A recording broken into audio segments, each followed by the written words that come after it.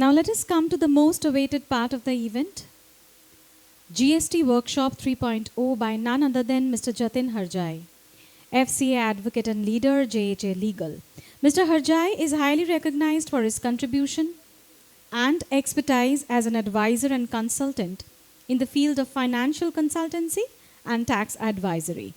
He is an accredited trainer of National Academy of Customs and Indirect Taxes, Government of India, for GST training to trade and industry as well as GST officers of the central government. Ladies and gentlemen, please welcome our GST expert, Mr. Jatin Harjai. I would request Mr. Sandeep Agarwal, General Council Member, FADA West Bengal, to welcome Mr. Harjai. A huge round of applause, please.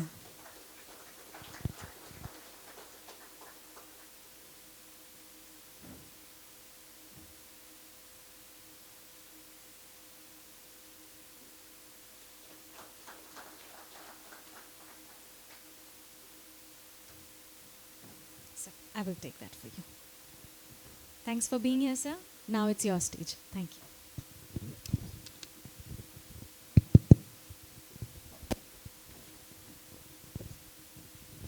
Good afternoon everyone. Sandeep ji, मुझे तो खाना बहुत अच्छा लगा था। I don't know how the same was find by the other participants. हाँ, यह बहुत अच्छा था। लोग नैप लेने लगे। हाँ, good afternoon.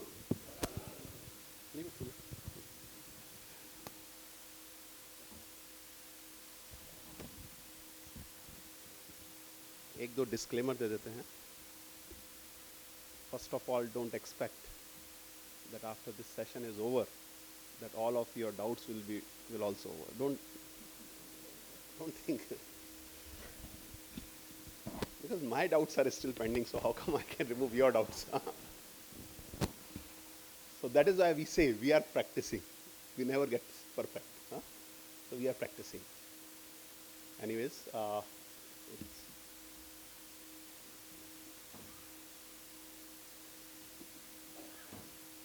is it done?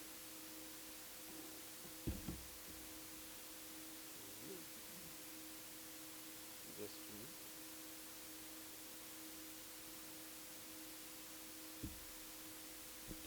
Minor technical glitches, don't bother about it. It will get resolved, I hope. Just like GST. हाँ, GST इतना लंबा नहीं हो. Anyways, it's good to be here once again. It's done from my. ये आपने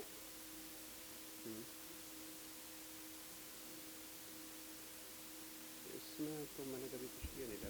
We just share it and automatically चल जाता है। आ गया ना? Okay, good. Thank you. Finally it worked. Many a time we have already discussed. So to start with, let me know my audience, please. Can I know how many dealer principals are here? Thank you. How many of the team of there are there? Internal team? Okay. And how many chartered accountants are here?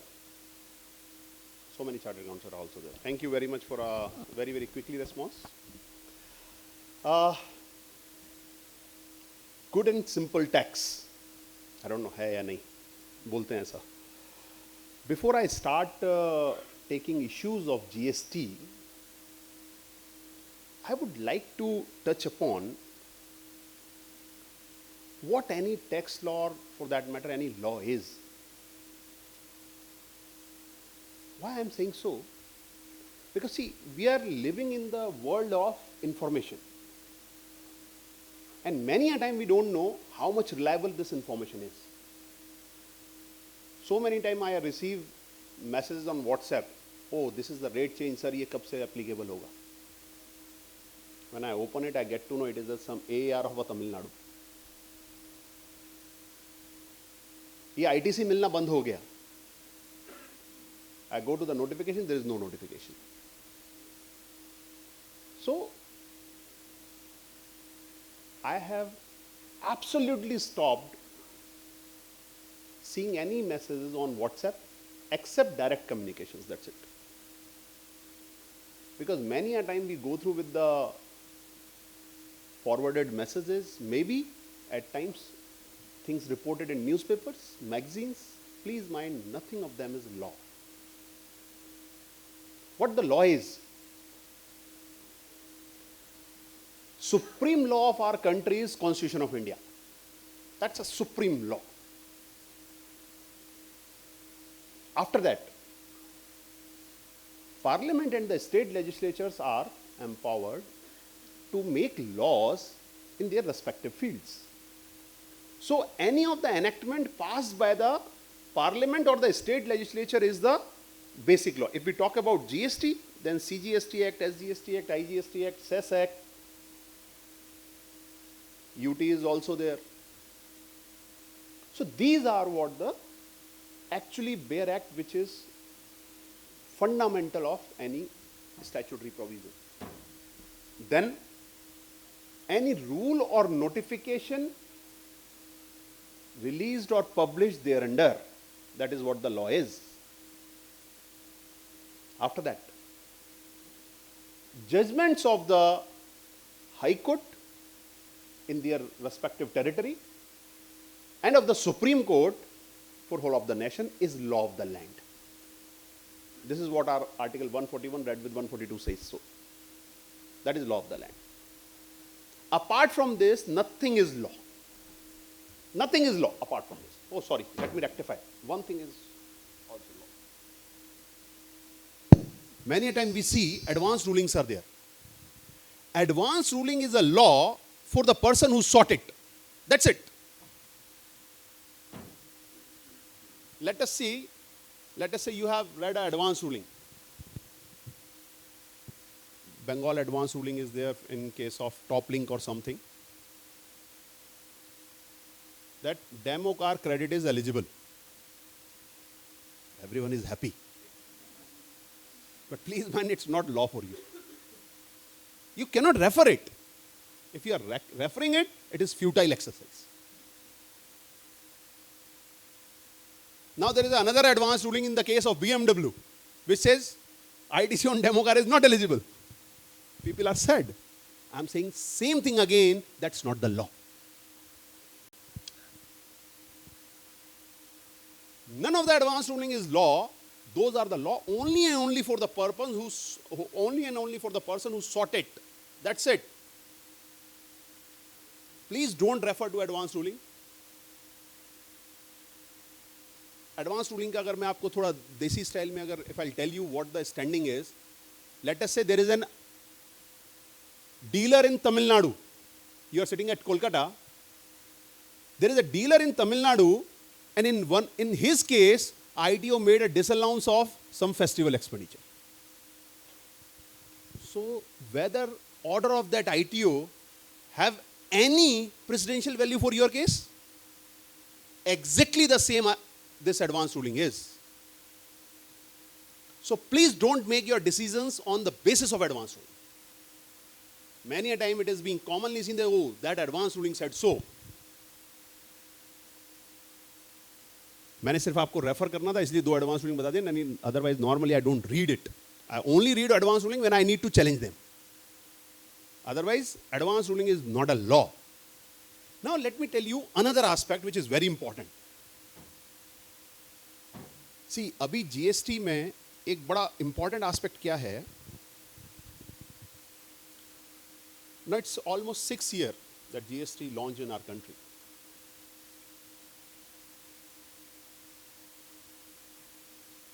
बहुत लोगों से जब interact करते हैं then we get to know ज़्यादातर businessman का, I am saying ज़्यादातर, not 100%, ज़्यादातर बिजनेसमैन का होता है ये असेसिंग अथॉरिटी लेवल के ऊपर ही चीज़ सेटल हो जाए तो अच्छा है. करेक्ट है ना? ऐसा होता है. वो एक नोटिस आया है, वो इसी लेवल के ऊपर सेटल हो जाए तो अच्छा है, वो this way that way what ever वे. अभी प्रॉब्लम क्या है?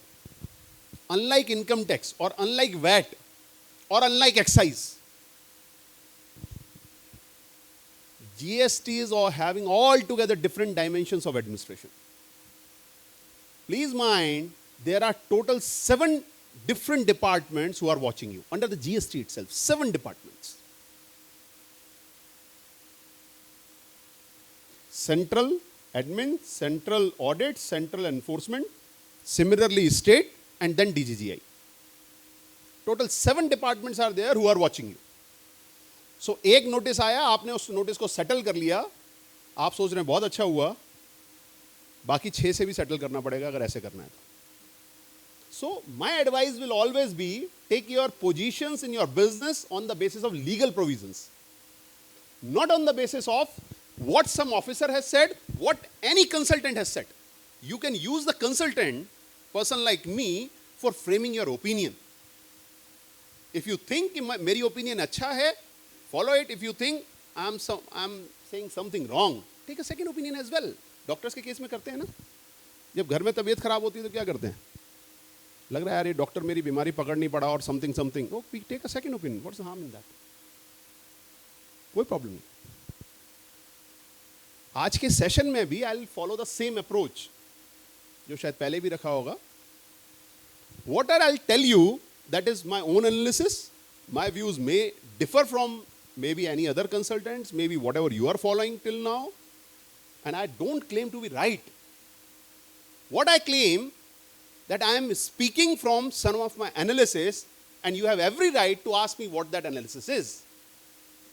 Whatever opinion I have framed, whatever I am telling you, is it based on which section, which rule, which notification, which judgment? You have every right to ask me this thing. Though I will share it from my side itself, but if I am not sharing, you have every right to ask me, Mr. Jatin, you have said so, you have given this kind of advice, on the basis of what? But please don't ask me that your circular says so. That is the biggest problem. Because how department understand the law is majorly on the basis of circulars. And please mind, circular is not the law. I have specifically said what the law is: Constitution, Act, rules, notification, judgments of the High Court, Supreme Court, and advance ruling in the case of person who sought it. Apart from this, nothing is law, as far as GST is concerned. Now, if you are thinking circular is the law, circular is absolutely not the law. Let me give some example. One of the case originated from West Bengal only, Bengal Iron. One of the topmost leading case in India. Honorable Supreme Court in para number 18 said, as far as clarification or circulars issued by the government are concerned, please mind, I'm just quoting the same Supreme Court para 18 in this judgment. And they use the word circulars issued by the government. And what happens in GST, even it is not issued by the government, it is issued by the board. So circulars issued under GST law are at very low pedestal. They are having very limited scope. So what Supreme Court said is that as far as clarification / circulars issued by the state government or central government are concerned, they are merely their opinion. It is not the law.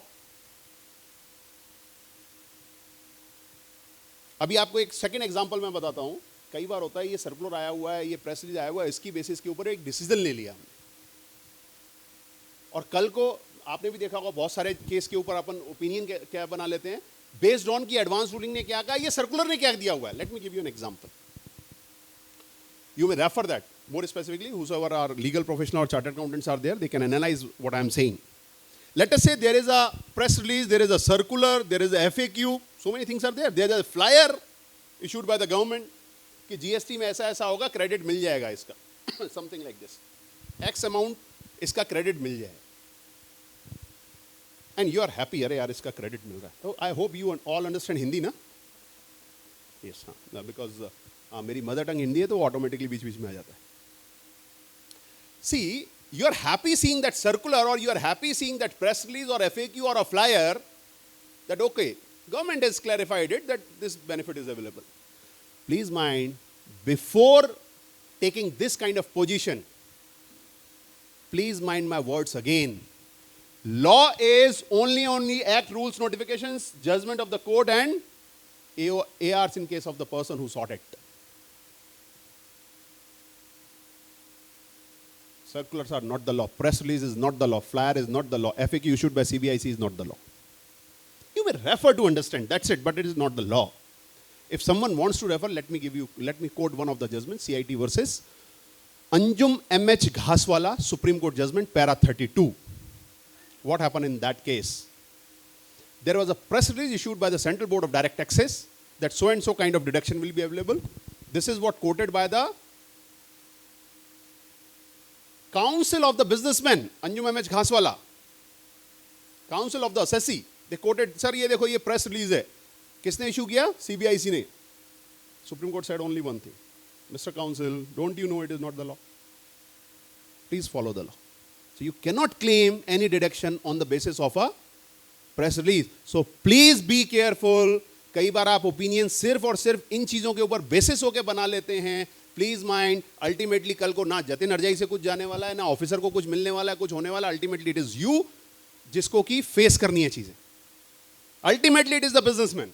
So you should be very careful in taking position, and my advice will always be that position should be on the basis of law of the land. That's it. Whether law is good or bad, that right is reserved with Supreme Court and High Court. That's it. मैं यहाँ बैठे बैठे कह बहुत सकता हूँ कि भाई नहीं ये कानून गलत है, but I am not authorized. मेरे कहने से कुछ नहीं होगा. हमारा कॉन्स्टिट्यूशन कहता है until unless any particular rule, notification, section has been declared ultra virus or bad by the competent court, it is a presumption that it is valid. It is constitutionally valid. लेकिन ये presumption कहाँ है? सिर्फ और सिर्फ act rules notification सिर्फ law के लिए है, सर्कुलर के लिए नहीं है. Please mind it. सर्कुलर के लिए बिल्कुल नहीं है.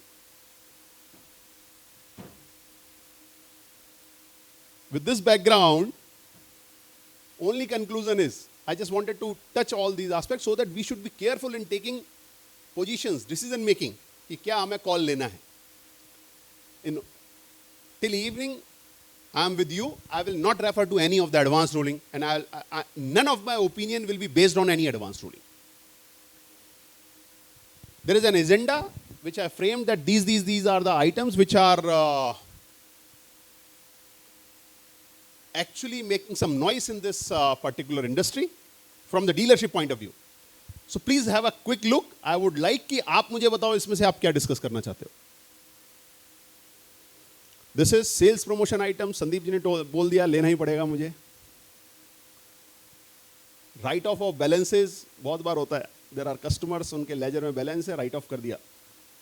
लॉजिस्टिक और हैंडलिंग चार्जेस ये भी अभी संदीप जी ने बोल दिया, तो आगे बैठ के दो बातें तो लेनी पड़ेंगी. Next, tax on this RTO and insurance charges. आपके वेस्ट बंगाल में केस बने हैं जिनमें कि डिपार्टमेंट ने क्या स्टैंड लिया. लेट मी टेल यू, ये मैं डे 1 से वार्न करता हुआ आ रहा हूं कि इसको केयरफुली डॉक्यूमेंट कीजिएगा. आपके वेस्ट बंगाल में केस बना है क्या कि जो आरटीओ और इंश्योरेंस के चार्जेस डीलर ने कलेक्ट किए हैं ऑन बिहाफ ऑफ कस्टमर, उसके ऊपर भी जीएसटी लगेगा. सॉरी, हाँ, वो कैसे करना है, उसके लिए क्या डॉक्यूमेंटेशन करेक्ट है, वो देखने की बात है. शोरूम रिपेयर रेनोवेशन, इनके ऊपर क्रेडिट मिलेगा नहीं मिलेगा. Cess on SUV, we discuss around a year ago Siliguri में sir. After that there is a development. Sale of scrap car, new issues.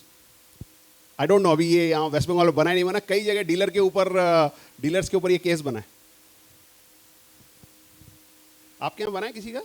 कई बार होता है ना, अपना ओल्ड यूज कार जो बेच रहे हैं, कई बार कार इतना खराब हो गया कि उसको एज अ स्क्रैप सेल कर रहे हैं. तो what I have been given to understand, उसका जो प्लेट होता है, नंबर प्लेट होता है, उसको भी डिस्ट्रॉय करते हैं. सम प्रोसीजर इज देयर. उस केस में क्या किया कि सब लोग ये मान के चल रहे हैं कि वो मार्जिन स्कीम है, तो उसके ऊपर तो हमने let's say we bought it for 1 lakh rupees, अब तो स्क्रैप में जा रहा है, तो उसके मे बी 30,000 मिल रहे हैं, समथिंग लाइक दिस. तो ये तो नेगेटिव हो गया, तो इसके ऊपर टैक्स नहीं देना. करेक्ट है ना? यही चल रहा है सबका. अभी डिपार्टमेंट केस बना चुका है इसको. What the claim of the department is, and not wrong as well, कि जो आपका एग्जेम्पशन है ना, जो मार्जिन स्कीम वाला, that is available when you are selling the car. Now, what you are selling is not a car. It is, let me use the correct word. It is not the vehicle. Our GST law and Motor Vehicle Act, both are using the words motor vehicle and vehicle as a synonym. 228 of the MV Act. So what the stand has been taken by the department in making cases is the thing which you are selling is not a motor vehicle. Invoking definition of 228 given in MV Act. Have you got any notice on this? नहीं मिले तो मिलने वाले हैं, I'm sure. और ये आप मैंने उसमें I'll tell you the resolution as well कि वो resolution गलत रास्ते में जा रहा है लोगों का. I'll discuss it. Place of supply goods car, demo car, incentive discount, ये हमेशा की बीमारी है, हर बार ले लेते हैं. एक दो चीज़ें मेरे दिमाग में थी, कुछ और अपार्ट फ्रॉम दिस भी आपसे डिस्कस करूं, जो टेक्निकल एस्पेक्ट जो which should be in the with which you all should be aware. Anything which you want me to specifically cover, जो आपको एजेंडा दिखाया अभी तक, और anything else you want me to tell you? बोलिए बोलिए, आपसे ही पूछ रहा हूं मैं, आप बताइए इनमें से क्या ज़्यादा इंपॉर्टेंट है, तो प्रायोरिटी उनको लेंगे. एक काम करेंगे, इनको छोड़ के जो कुछ भी वो फिर सेकंड जो राउंड रहेगा ब्रेक उसमें ले लेंगे, ठीक है? वैसे बता दें, मैं बता दूंगा अगर इसमें ही कवर्ड है तो. क्या इशू आप बोल रहे हैं क्विकली? किसकी? Okay, procedural. हाँ, anything else? Substantive topic if you want me to cover, will cover. Anything else? Good issue, good issue. Tej Jain वाला जो डबल AR है उसी की बात कर रहे हैं. हाँ, उसको लेके हाईकोर्ट गया हूं मैं. Next, anything else? No. Okay. Let me start my way then. Let's start with the new one, latest जो अभी cases बने हुए हैं, sale of scrap car. थोड़ा सा मैंने introduce भी कर दिया है आपको issue. Issue क्या है? सब लोग हम लोग एक अंडरस्टैंडिंग में है कि we are having a margin scheme. Margin scheme का मतलब ये है कि whatever our selling price, if it is lower than the purchase price, then no tax. Correct ना? If it is if the selling price is higher than the purchase price, then on differential value we will pay tax at the rate of 18% and 12% depending upon CC of the car. Correct na? This is what all are understanding. Okay, fine. So now the issue is a dealer has sold scrap, and let me refer you the relevant notification. Relevant. This is what the relevant notification under CGST law, which gives an exemption from the payment of tax over and above the rate mentioned here. For example, general rate is, let's say 28% GST plus compensations at 15%, for example. Now this notification says, okay, if it is a vehicle which gets covered here, in that case, the number one, the tax will be levied on margin basis, and the rate will also be exempted over and above this amount. That means 18% लगेगा, 9 plus 9, ये CGST का notification है, तो 9 CGST, 9 SGST. So 18% से ऊपर. For example, in summary, what this notification is saying, I purchased a old car for rupees 2 lakh, I sold it in 2,50,000 rupees, tax will be levied on 50,000 only. And the rate of tax would be, let's say 18% or 12%. Fine, this is what this notification says. Please read carefully. It uses the word old and used petrol, LPG, CNG driven motor vehicles. Can we say this car is a motor vehicle?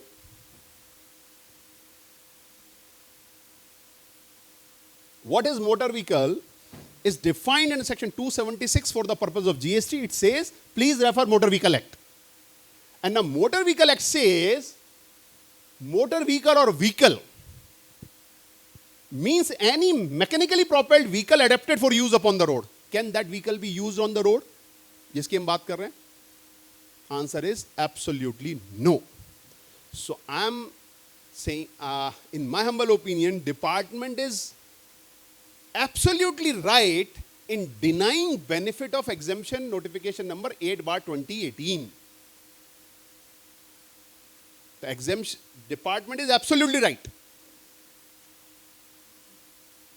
in denying benefit of exemption notification.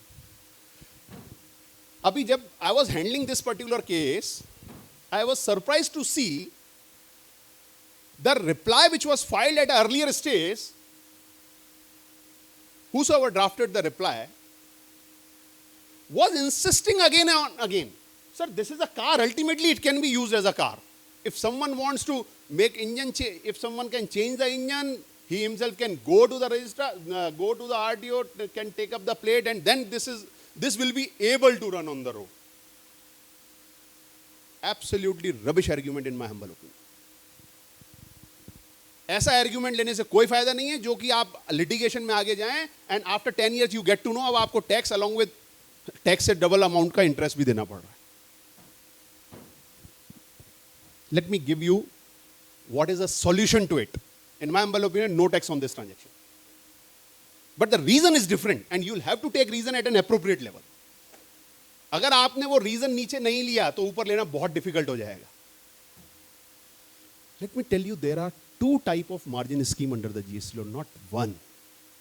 Sir अगर आपको याद हो, मनकलता जी, I discussed this aspect there as well.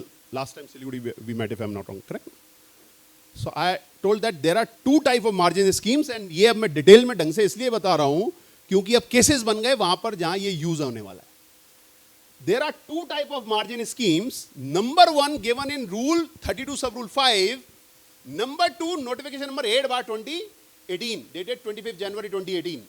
Now the point is, second one, which is the exemption notification, is more lucrative. इसलिए लोग बाग वो first वाले को भूल गए. थोड़ा सा डिफरेंस भी है दोनों में, क्या क्या चीजें हैं, बट आपका जो हम ट्रांजेक्शन कह रहे हैं वो दोनों में कवर हो जाता है precisely.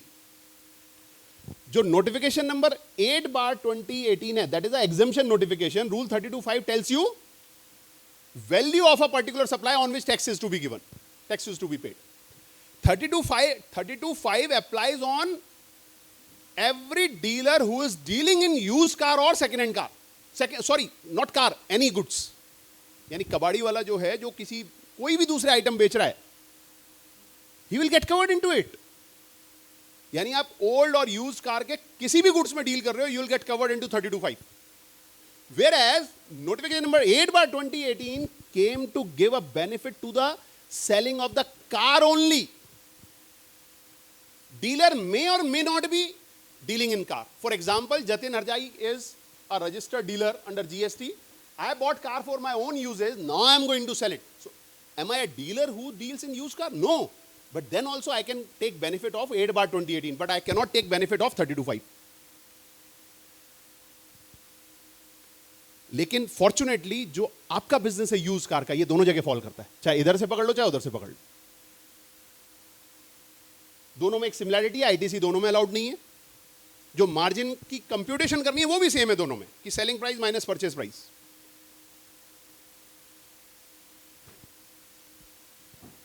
Difference is of rate of tax. क्योंकि जो वैल्यूएशन रूल 32(5) है वो सिर्फ ये बताता है what will be the value. तो जब भी आप रूल 32(5) में फॉल कर रहे हो तो it will give you a value. For example, you bought something for 2 lakh rupees, you sold for 2,50,000 rupees, fine, a used car. तो क्या होगा, 50,000 पे टैक्स लगना है दोनों में. If you are going for 32(5), the tax rate would be 28% plus applicable cess. In notification number 8/2018 it will be 12% और 18%. Chapter ends. Correct है ना?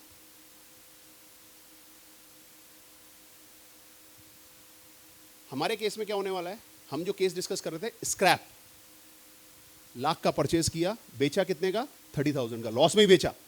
यही होने वाला ना सर. आपको क्या फर्क पड़ता है जीरो के ऊपर या नेगेटिव के ऊपर? 28% रेट है, 18% रेट है.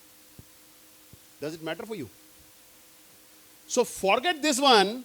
8/2018, you reply to the department whenever notice comes, we are falling into rule 32(5) chapter ends. 32(5) मतलब I am a use car dealer, मेरे ये यूज कार बेची, कोई जरूरत नहीं है, कार भी हो सकती है, कुछ भी हो सकता है. वहां पर कार नहीं है. जो मोटर व्हीकल की जरूरत है वो कहां पर है? 8/2018 में है. 32(5) applies on each and every goods. Hardly matter what I purchased, what I sold. So 32(5) says goods, chapter ends. तो मैंने गुड्स परचेज किए, गुड्स सेल किए, ये यूज थे, I am following into 32(5). Value is negative, that is where tax 0. So this should be the reason. Yes, please go ahead.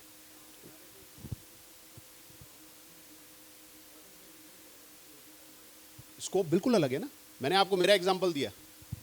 I am Jatin Harjai, let us say I am registered, though I am not but let us assume hypothetically I am registered under GST. मैंने गाड़ी purchase करके लेके आया, late से 50 लाख की गाड़ी लेके आया, उसमें जीएसटी कितना था? अप्रॉक्सीमेटली 20 लाख रुपीस, करेक्ट ना? अभी क्या होने वाला? अब मैं गाड़ी बेचने वाला हूँ, क्या होगा?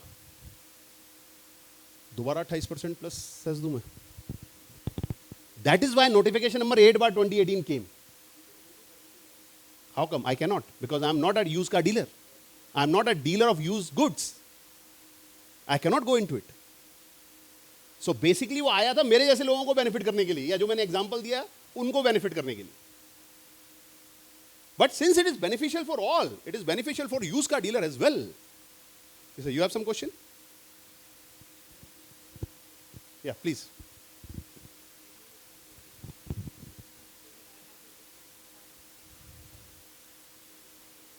Rest of the cars that you sold will come under.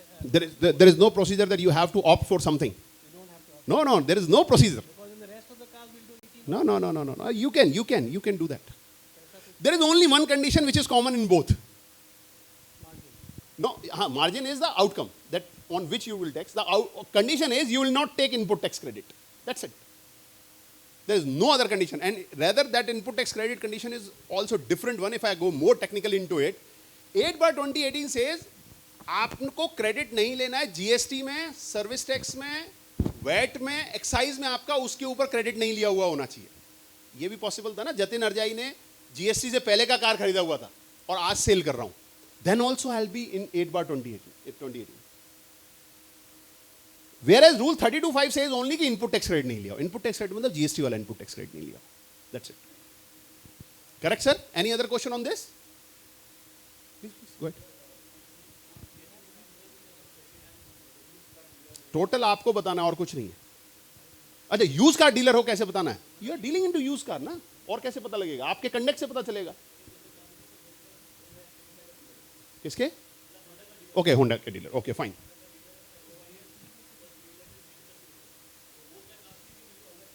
नहीं, कोई ट्रेड लाइसेंस की जरूरत नहीं है. सी, हाँ, अभी मुझे भी अभी पता लगा लंच आवर्स में कि now the rules are coming in West Bengal कि यहाँ मतलब आपको यूज कार बिजनेस के लिए अलग से लेना पड़ेगा. बट प्लीज माइंड, इवन अगर वो लेट अस अज्यूम दैट वो रूल्स आ जाते हैं और आपने वो रजिस्ट्रेशन नहीं भी लिया है, then also you can say yes, I am dealing in used car. That is a violation of that particular law. It doesn't make any change in GST. GST में उसके चेंज का क्या फर्क पड़ गया? वो MB Act की बात अलग है. तो आप ले लीजिए, उसमें क्या अच्छा चीज आसान काम हो जाएगा और ज्यादा. Yes sir, you have any query?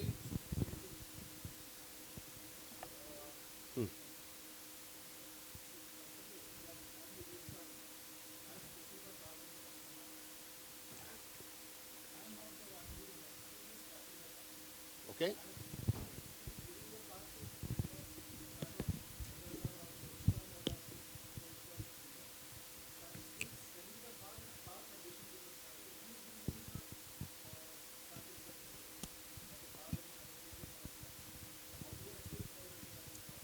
I think जो आपने बताया ज़्यादातर केसेस ही उसी तरीके के कि वो स्क्रैपर डीलर के थ्रू करते हैं. But you go to your documentation, आपने उसको कैसे दिखाया? आई एनालाइज रिसेंटली, जब मैंने डॉक्यूमेंट्स एनालाइज किया तो वो what I get to know, उनकी अंडरटेकिंग इस तरीके से लिख के लिया था कि वी हैव स्क्रैप इट, या वो प्लेट वगैरह लेते हैं या जो भी चीज़ उसका होता है ये खत्म होता है. So you check this with your documentation whether you sold a car और whether you sold a scrap. It has to be shown by your documentation. If what my answer is, in either of the case, no tax, but you need to know what the ground is. So if you are following 32(5), this ground will work in both. But if you are taking 8/2018, let us say you are there is an investigation by the department, audit by the department, search by the department, not scrutiny by the department, whatsoever type of inquiry is. वहां पर उन्होंने पूछा कि आपने इसके ऊपर tax नहीं दिया, and you have given an answer because of notification number 8/2018 tax doesn't apply on us. It is a negative answer. There is a show cause notice which says no 8/2018 is applies only and only on cars. And now you are giving a counter reply, no sir, ours is a car, despite the fact that we have scrapped it something. So what I am suggesting is that is a very, very weak argument. Won't survive. So you need to take a one-liner argument that we are falling into 32(5). Chapter ends. Yes, sir. You are having any query? Car का Just margin होगा। just to tell you, this argument has been accepted by the department. In one of the cases, the case was made at a higher forum. When I approached, I added a new ground. I said, yeah, 30 to 5 has been accepted in a case of car dealer only. Yes, sir. So this is regarding Huge demand was the there. invoice that we make for a used car. Let's say we buy a car for 1 lakh and we sell it for 1 lakh too. So we are charging the GST on 2,000 rupees only. Any smart person will be able to back calculate and understand कि हमने कितने में गाड़ी खरीदी थी. Correct. इसको अगर invoice पे दिखाना ज़रूरी है या कोई और वे से भी कर सकते हैं इस ट्रांजैक्शन? नो, आपको ये बताना जरूरी है, नंबर 1, कि आपने उसमें कितने की सप्लाई कर रहे हो. अपनी रिटर्न्स में आपको बताना जरूरी. आपका जो बायर है वो रजिस्टर्ड है, अनरजिस्टर्ड है?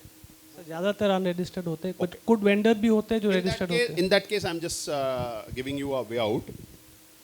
You just raise an invoice 1,02,000 rupees, including GST. Sorry? Inclusive. You just raise an invoice. उसमें आप लिख लीजिए कि this amount is inclusive of GST. You do that. In that, your accounting, you will have to make a differentiation. And accordingly, your GST return should go like that. Are you getting my point? Sorry? आप कर सकते हैं ये वाला काम. Why I'm saying so, उसके पीछे बहुत लंबी हिस्ट्री है. चलो मैं बता देता हूँ आपको, नहीं तो आप कहेंगे भाई आपने बता दिया, उसका बेसिस नहीं बताया क्या है. Let me tell you the basis. Number 1, पूरे लॉ कहीं भी आपको ये बड़ा हम कॉमनली बोल देते हैं ना, GST is a indirect tax. आप तो आपको थोड़ी लग रहा है, आपके बाहर को लग रहा है. करेक्ट है ना? ऐसा कहीं पूरे लॉ में लिखा है कि आपको जीएसटी सामने वाले से कलेक्ट करना है? कहीं भी लिखा है पूरे लॉ में? अरे इसको छोड़ देते हैं, leave GST law. Is it return in excise? Is it returned in service tax? Is it returned under VAT law? So many chartered accountants are here. They can answer me. They can prove me wrong. कि कहीं भी लिखा है that the assessee shall collect the tax from the buyer? Answer is no. आप जब Coke की बोतल खरीदने जाते हैं, मॉल से उठाते हैं, उसमें क्या लिखा है? 100 रुपये एमआरपी. 100 रुपये एमआरपी में उठा लिया ना? इसमें इंक्लूडेड है, उसके ऊपर लिखा हुआ है GST. GST law doesn't mandate, please mind my word, doesn't mandate कि सेलर बायर से टैक्स चार्ज करेगा ही. सेलर बायर से टैक्स चार्ज करेगा या नहीं करेगा, it is a matter of contract between two parties. Law cannot enter into it. GST law से seller will pay the tax. If you want to collect it from consumer, your buyer, you collect it, no problem. And if you are following all the legal procedure, then your buyer will also get the credit of it. This is what the GST law. But for a sale, you will collect it from your buyer or not, hardly matters. Let us assume आपने मुझे engage किया sir किसी काम के लिए. अभी उन्होंने कहा सब ये पूरा review करना है, something, fees क्या होगी? I said okay, fees will be 2,50,000 rupees plus whatever GST applicable. अरे ये hypothetical हो गया because GST हमारे पे लगता नहीं है. मान लीजिए 2,50,000 प्लस जीएसटी. अभी सर ने क्या बोला? संदीप जी कहते हैं नहीं यार एक काम करो जतिन जी, मुझे नहीं पता जीएसटी क्या है, 250 में इंक्लूडिंग जीएसटी कर दो. इंक्लूड टैक्स वैक्स मुझे नहीं पता, तो you make it 250 inclusive of GST. So then what I will do is, हमारा कॉन्ट्रैक्ट तो ये हुआ है ना 250 देने, तो ये मैं अपने एंड के ऊपर करूंगा, रिवर्स कैलकुलेशन करूंगा, somewhat 2,10,000 20,000 plus GST what are applicable rate के हिसाब से वो रिवर्स कैलकुलेशन करूंगा. करेक्ट है ना? So I will do it on my own. Now, another aspect, जो चीज मैं आपको बोल रहा हूं उसको आप नोट कर सकते हैं. There is a rule 35. Rule 35 in CGST rule, which gives this aspect. वो क्लियरली कहता है कि अगर कभी सप्लायर ने जो सप्लाई किया है that is inclusive of GST, in that case, this will be the methodology of computation. कि आपको टैक्स कैसे निकालना है. Otherwise, तो normally what gonna happen if I am making a supply other than GST, exclusive GST, then what I am going to do, 2,50,000 plus 18%, यही करूंगा. But हमारा contract क्या हुआ? 2,50,000 including GST. So rule prescribes this कि आप taxable value कैसे निकालोगे, tax कैसे निकालोगे. 2,50,000 divided by 118 multiply by 18. This is what formula has been given in the rule 35. So when it is mentioned in the rule, clear presumption goes that law clearly allows it. You can do that. That is again a problem, that is again a problem. अब ये ई invoice के भी आपने issue करके ना एक नया issue खड़ा कर दिया है। सो ओके, टच कर लेता हूँ, अगर आपको और डिटेल चाहिए होगी तो will discuss offline. E invoice है क्या? क्या कोई इनवॉइस जनरेट करना है? ई इनवॉइस क्या चीज? हाँ, आप ये कह सकते हो सरकार को जनाना ये होना है। Precisely it is a number which is to be generated by the particular information, that's it. इससे ज्यादा कुछ भी नहीं। अगड़ेगा पॉइंट, दैट्स इट। इससे आपको आंसर मिल जाएगा। आपने अपना इनवॉइस बनाया, उसमें जो भी आपको डिटेल डालनी थी IRN के लिए, वो IRN के लिए डाला, and you are not disclosing all the details in your invoice. Why not? This is what the, अगर आप रूल्स पढ़ेंगे तो this is what the correct procedure. You have to generate one IRN, that's it. It is not like अभी India में वो वाला system नहीं है, मैक्सिको वाला। व्हाट हैपेंस, आप अपनी डिटेल अपलोड कर रहे हैं and you are generating a e-invoice from the portal of the government. This system is not there in India. Though with the help of some of the softwares, आप ज़्यादा better बताएंगे, with the help of some of the software, we are doing that. कि अच्छा वो IRN भी आ जाएगा और वो invoice print होके आ जाएगा. But please mind that invoice is not getting printed by the government portal. वो आपका सॉफ्टवेयर वाला आपको हेल्प कर रहा है और आपको लग रहा है ये हो रहा है। No, it's not by government. Government तो ये कह रही है कि आपके इनवॉइस की कुछ ये डिटेल जो हैं, आपकी पर्टिकुलर सप्लाई की जो भी डिटेल्स हैं वो हमें दे दो, वी विल गिव यू मतलब unique number, that's it, so that उनके पास भी डेटा पहुंच गया आप क्या सप्लाई कर रहे हो timely, that's it. Yes madam, quickly, है ना? हम एक ही टॉपिक के ऊपर बहुत देर हो गया है। ओके, सिर्फ 2000 ही मार्जिन रहता है यहाँ पर, सभी लोग 2000 का बेच रहे हैं। हाँ हाँ please.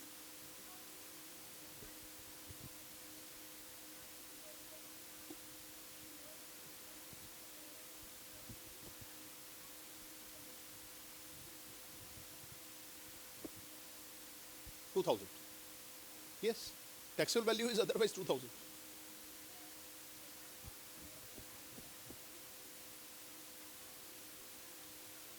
Invoice value and taxable values are two different things.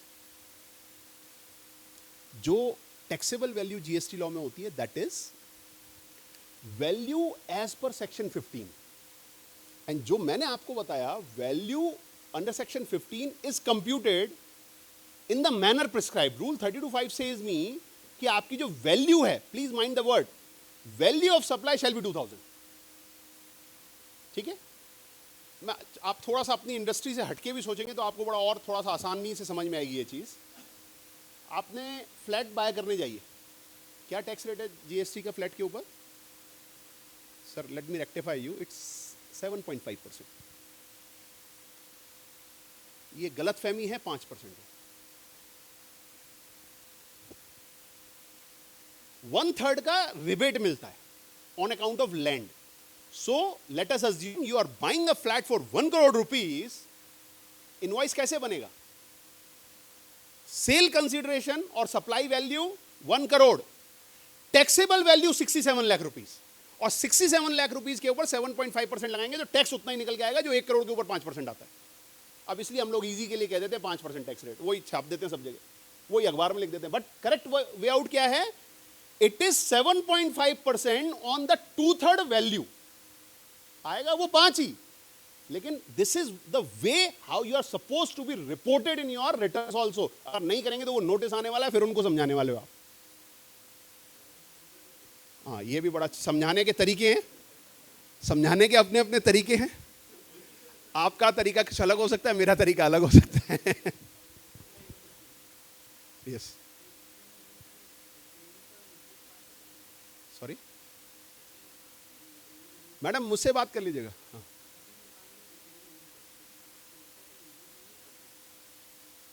एक सेकंड हैंड कार आपने क्या किया? परचेज किया। अच्छा, रिफर्बिशमेंट कॉस्ट। हाँ हाँ, आई थिंक ये क्वेश्चन किसी ने पूछा भी था, बड़ा उधर से किसी ने पूछा। यस,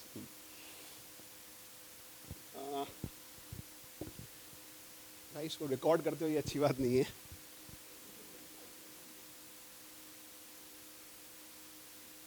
चलो एनीवे, ये मेरा काम है, उसमें कुछ कर नहीं सकते।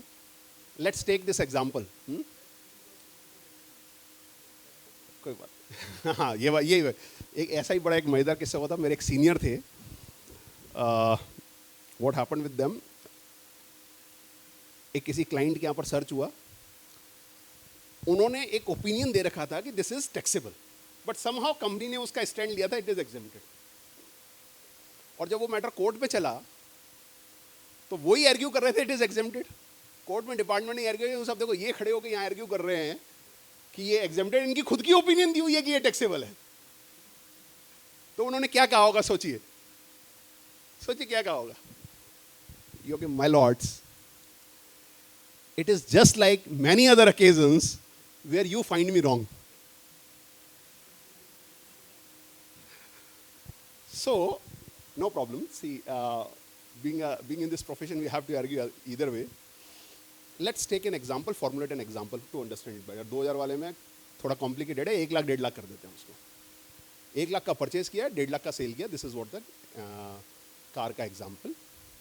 Let us assume 20,000 rupees उसके ऊपर रिफर्बिशमेंट कॉस्ट आया, रिपेयर का एक्सेट्रा एक्सेट्रा कुछ भी आ सकता है वो।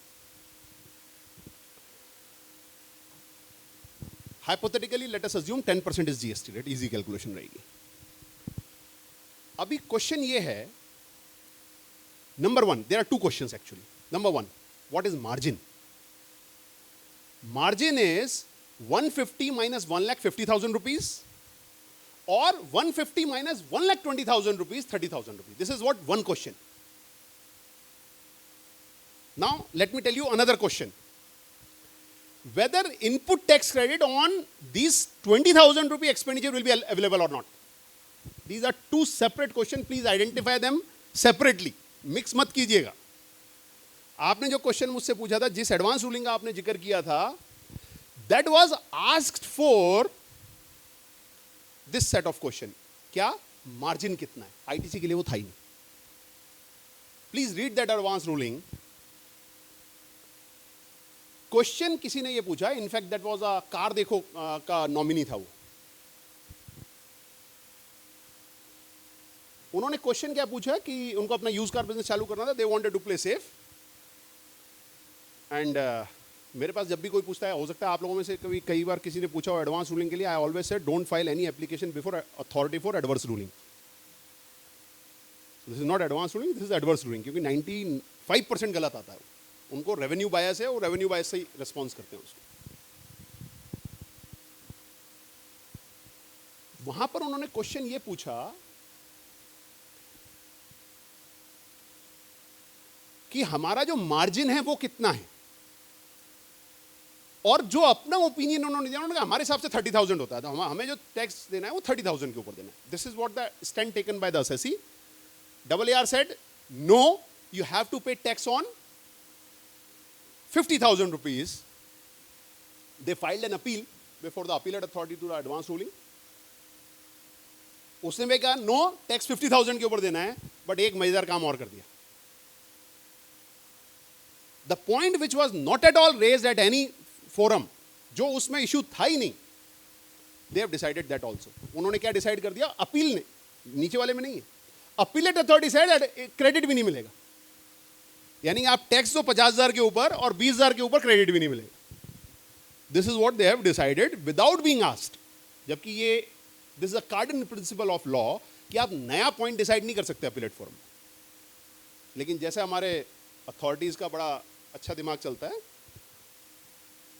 तो now taking that case to the high court, now I am arguing, and my main argument is कि AAR का डिसीजन गलत है, क्योंकि मार्जिन 30,000 होना चाहिए। दिस इज व्हाट मार्जिन होना चाहिए, कितना? 30,000 के ऊपर टैक्स देना है। ये मेरा उसमें मुझे लेना पड़ रहा है। कंपनी ने जब मुझसे ओपिनियन पहले लिया था, I have given the opinion that tax आपको 50,000 पर देना है, बट आपको क्रेडिट पूरे का मिलेगा, आपको क्रेडिट 20,000 का मिलेगा। So I am giving you answer to your query. In my humble opinion, in this example, correct legal position should be tax is to be paid on 50,000 on margin, but 20,000 credit will be eligible. Why I am saying so? Because margin is defined to mean sale price minus purchase price. It is not purchase cost. There is a difference between these two words, purchase price and purchase cost. Huge difference.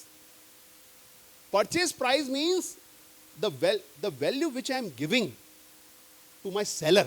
Cost मतलब, when I am saying using the word purchase cost, that means वो particular goods मुझे ready condition में कितने के पड़े. Anyways, this is what the legal position, but if you are, because you are asked the question referring to that particular AAR, so I have taken an argument that, okay, no, margin would be 30,000 in that case, but an alternate argument I have taken. If the court considers that margin would be 50, then allow me input tax credit. You got it?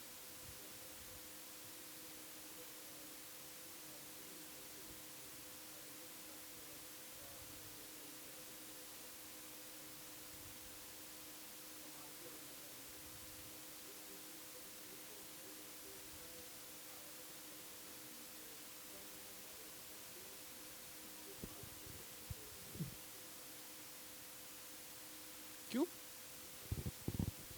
हाँ, just 1 lakh का आपने purchase किया, 1,50,000 का आप cell कर रहे हो, तो जो कॉस्ट इनकर हो रही है उसमें कुछ स्पेयर पार्ट्स लगे, कुछ XYZ चीजें लगी, वो तो आपने लगवाई ना. अगर कोई भी बिल है तो that will be in your name. Let me get his fact.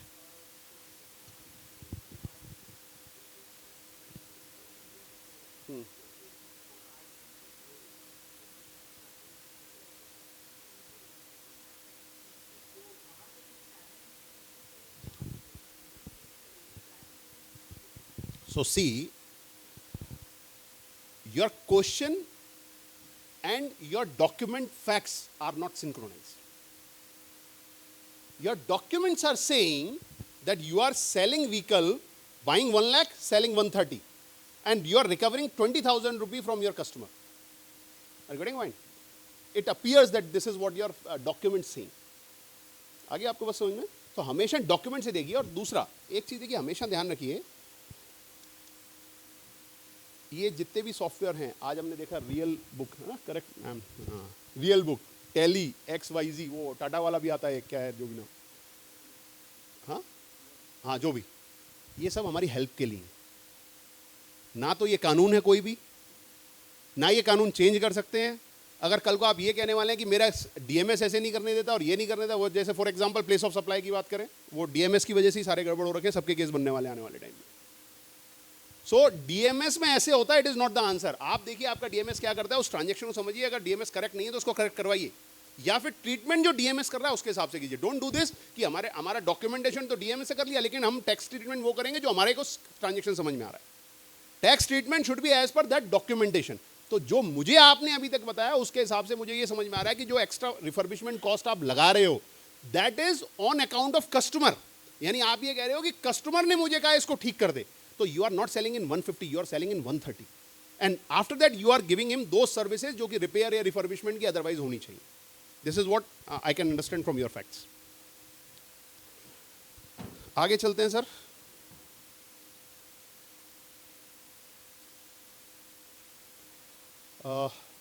पहले संदीप जी वाले ले लेते हैं. हाँ, ITC on sales promotion item, ये भी मजेदार है. बहुत बार ऐसा होता है, दिवाली आने वाली है, you buy this car, along with this you will get a LCD. ये तो बहुत छोटा है. एक बार एक फ्लैट के साथ में कार, या you buy this one and you will get something. अच्छा, one of my dealer customer was there, उन्होंने बड़ा मजेदार निकाला था. You buy this car by Diwali and you will get LCD of 50,000 in rupee 1,000. ऐसा भी होता है सर? हाँ, तो वो ऐसा था. So, और बहुत सारी चीजें कि you will buy something, ये आपको so called FOC आइटम मिल जाएगा ना, वो मैटिंग समथिंग. ये मैं एक छोटा सा लाइटर सेंस में एडवाइस दे रहा हूँ. ये FOC बोलना छोड़ दीजिए, ये आपको बहुत परेशानी में डालने वाला है GST में. ये फ्री वर्ड ही हटा दीजिए, क्योंकि बहुत परेशान करेगा, मैं बता रहा हूँ आपको. और लाइटर सेंस में ये है कि वो एक्चुअली अगर फ्री है तो मुझे दे दीजिए, मैं आ जाता हूँ. वो उसी को दे रहे हो ना जो गाड़ी खरीदने आ रहा है, तो फ्री कैसे हुआ? फ्री तो वो होता है जो विदाउट ऑब्लिगेशन आप दे रहे हो, इजंट इट? ये वो वाली बात हो गई. CS आपके पास गए कि साहब ऑडिट करानी है, कितनी फीस? 1 लाख रुपए ऑडिट की, और टैक्स फाइलिंग के 10,000 रुपये लेते हैं। अच्छा, आप नया कस्टमर आ रहा है, 1 लाख में हम आपको रिटर्न फ्री कर देंगे। फ्री तो तब होगा ना जो विदाउट ऑडिट अगर रिटर्न फाइल करेंगे तो ये आपकी कार के साथ में जो एफओसी जा रहा है वो वही वाला एफओसी है, तो वो कुछ फ्री नहीं है, दैट इज उसकी कॉस्ट दूसरी जगह पर गई हुई है।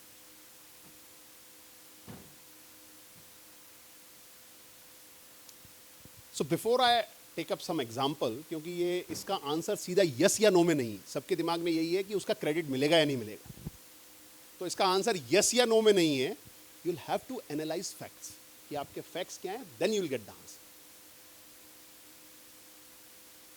Before I go to the facts, legal provision आपके सामने मैं नटशेल में बता देता हूं।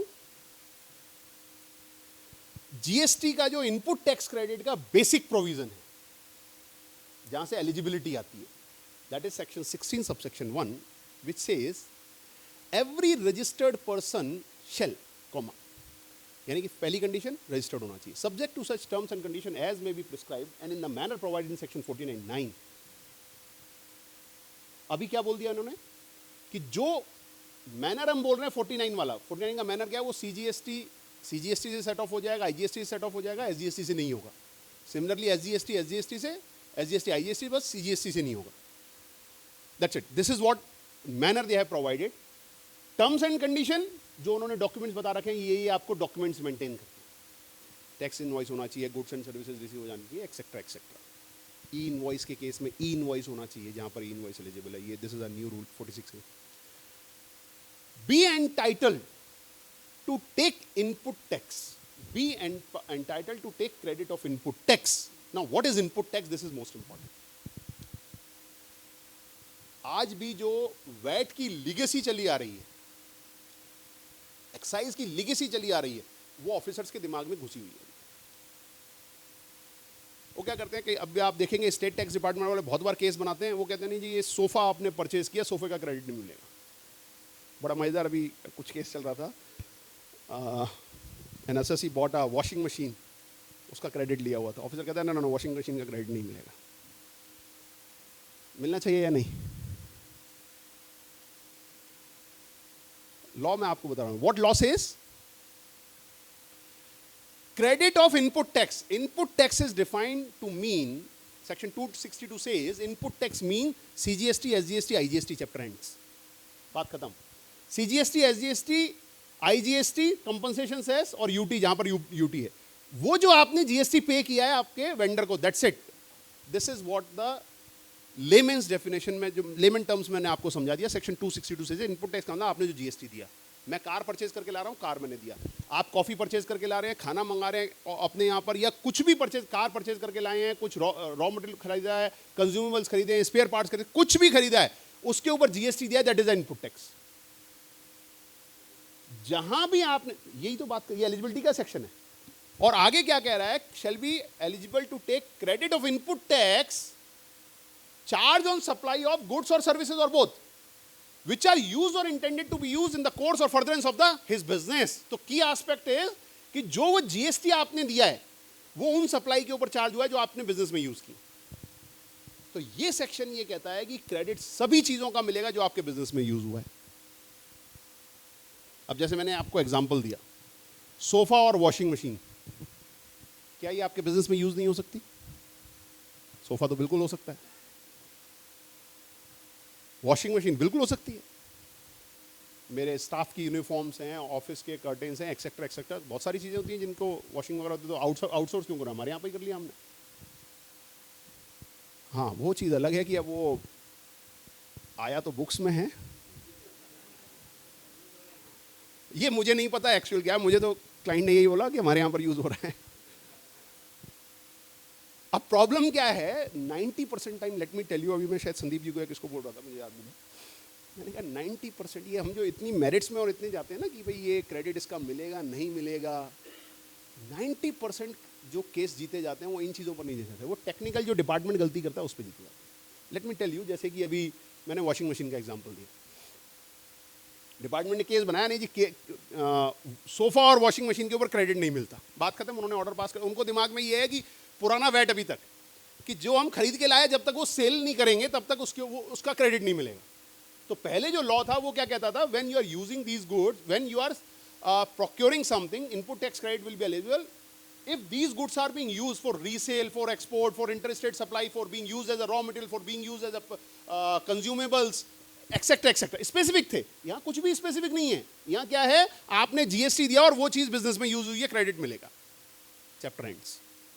अगर वो ऑफिसर ये इंक्वायरी ढंग से करता, क्या वो वॉशिंग मशीन कहाँ पड़ी है जाके देखा था एक बार, घर है या ऑफिस में है, होता ना सर, तो वो उसका केस पक्का हो जाता. बट उसने ये कुछ किया नहीं, तो मुझे क्या कहना है कोर्ट में, मुझे बात ही नहीं करनी वो कहाँ पड़ी है. मुझे सिर्फ इतना बताना है कि वॉशिंग मशीन का क्रेडिट मिलेगा क्योंकि मैंने जीएसटी दिया है, मेरे नाम से बिल है, बस बात खत्म. Chapter ends. कोई आगे जाने की जरूरत नहीं हो. ना द पॉइंट इज, ये मैंने एक जनरल बात तो बताई, but there is a overriding clause. Overriding clause का मतलब ये है जनरली क्रेडिट मिलेगा. Then there is a specific provision 17(5) which says कि 16(1) में हमने कुछ भी बोल दिया, इन चीजों का क्रेडिट नहीं मिलेगा. There is a negative list sort of thing. Notwithstanding, technically we call it as non obstante clause. अभी सीए साहब ने बोल दिया तो मैंने कहा फिर मैं भी बोल देता हूं क्या क्लॉज बोलते हैं. So it starts with a non obstante clause, mean जो हमने ऊपर का उसको ओवरराइड करेंगे, यानी उससे ये ज्यादा. तो जनरली सबका मिलेगा, but if you are following into this list anywhere, in that case no credit. आप अगर नोटिस कर रहे होंगे तो notwithstanding anything contained in section 16 subsection 1 and 18 subsection 1, input tax credit shall not be available in respect of following. अब वो following में जब हम जाते हैं तो there is a clause H जो आपकी स्क्रीन पर है, which says goods lost, stolen, destroyed, written off, disposed of, or by way of, disposed of by way of gift and or free sample. इसलिए मैं आपको कह रहा था, एक वो फ्री जो रामायण है ना, वो फ्री लिखना ही छोड़ दीजिए, क्योंकि देखो क्या होता है, हमारा वी आर बिजनेसमैन, हम हर चीज के लिए डिपार्टमेंट से नहीं लड़ना चाहते. डिपार्टमेंट से अगर कई बार ऐसी चीजें होती है, छोटी मोटी चीजें हम जो अपने डॉक्यूमेंटेशन को मॉडिफाई करके we can come out of those things, तो वो झगड़ा बनेगा ही नहीं. मैं ये नहीं कह रहा हूं कि आपने एफओसी लिख दिया तो वो उसके ऊपर टैक्स लगना ही है या आईटीसी रिवर्स ही होना है, बट उसके लिए आपको लीगल लड़ाई लड़नी पड़ेगी. जबरदस्ती डिपार्टमेंट केस बना देगा, फिर आप ऊपर वालों को समझाते रहो. वो अभी सर ने बताया कि कैसे समझते हैं वो. सो यहां पर क्या है, जो हम कोई भी चीज दे रहे हैं किसी के साथ में, मैंने किसी को कीरिंग दे दिया, कोई शो पीस दे दिया, कोई सो कॉल्ड एफओसी आइटम दे दिया, सो कॉल्ड एलसीडी दे दिया, समथिंग गाड़ी बेचने के साथ में, तो जो मैं वो एलसीडी परचेज करके लाया था, जब मैं वो सोवेनियर परचेज करके लाया था, वो मैंने बिजनेस के लिए ही लिया ना, इसमें तो कोई डाउट नहीं है. इसमें कोई डाउट है क्या? कोई डाउट नहीं है इसमें. बिजनेस की डेफिनेशन जो जीएसटी लॉ में है वो बहुत एक्सपेंडेड डेफिनेशन है. If someone wants to refer, please refer section 2 subsection 17. बहुत elaborated definition. उसमें खाली मेन कोर एक्टिविटीज नहीं, आपके उस कोर एक्टिविटी के एंसिलरी जो भी चीज़ है वो सब कवर होती है. सो ये जो मैं सोवेनियर परचेज करके लाया था, एलसीडी लाया था, ये मैं अपने जब परचेज किया था तो अपने बिजनेस के लिए किया. तो 16(1) से क्रेडिट मिलेगा. तो हमको देखना क्या है, 17 में फॉल तो नहीं कर रहा मैं, अगर 17(5) में फॉल कर गया तो नहीं मिलेगा. तो there is only and only one clause जो जिसको हमें एग्जामिन करने की जरूरत है. इसमें मैं फंस तो नहीं रहा, बाकी किसी में नहीं फंस रहा डायरेक्टली, क्या इसमें तो मैं नहीं फंसा हूं. 17(5)H 17(5)H से कि अगर वो गुड्स जो हैं वो मैंने डिस्पोज ऑफ कर दिए बाय वे ऑफ गिफ्ट, किसी को गिफ्ट दे दिया या एज अ फ्री सैंपल दे दिया, तो फिर उसका मुझे क्रेडिट नहीं मिलेगा. ठीक है. Keeping in mind this aspect, let us examine different cases कि क्या क्या फैक्ट्स में क्या क्या हो सकता है. पहला, LCD free with on purchase of the car sold to mister X and given LCD accordingly to scheme offered. ठीक है. अब क्वेश्चन ये है, क्या ये गिफ्ट है? क्या ये गिफ्ट है? आपका जो एड आया अखबार में, एड में यही लिखा हुआ है, buy car and get a free gift of LCD, get a gift of LCD gifted, something like this. Is it actually a gift?